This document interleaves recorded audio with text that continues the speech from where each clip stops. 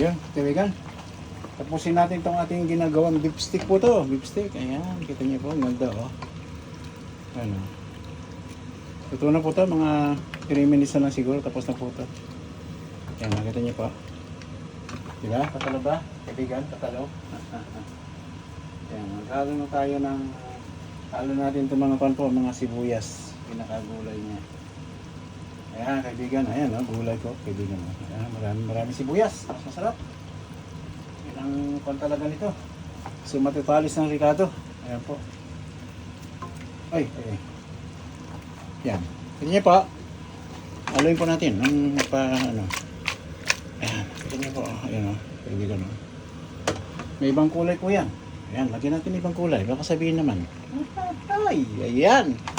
Diba kaibigan? Yan. Kita niyo po. Ganda-ganda niyan kaibigan.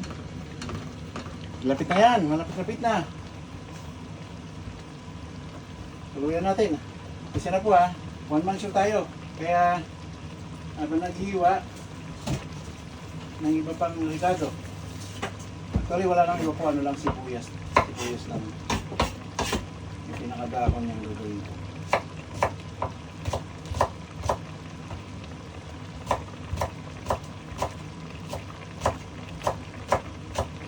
Hindi po. Naghihiwa kasi po ako ha.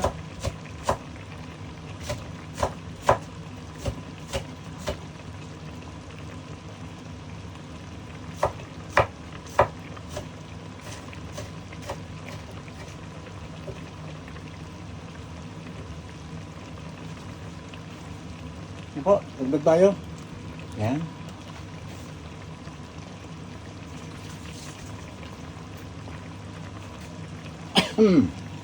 Yan, malapit-lapit na po yan. Kabalin. Yan kaibigan ha. Ganda. Oh, di ba kaibigan ha? The best po to, the best. Tawag nila, beef stick po rito. Beef stick Tagalog, ang tawag. Kung ano man tawag natin. Basta masarap, patalo yan, di ba kaibigan?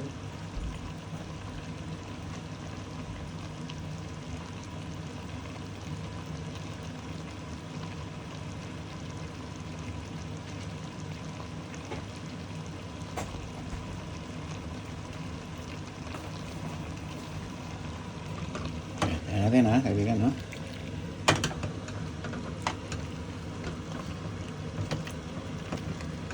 Yan, pahig ba kayo masarap to? Ayan po oh. Pero alam ko, rap masa to kaibigan, rap masa. Yan.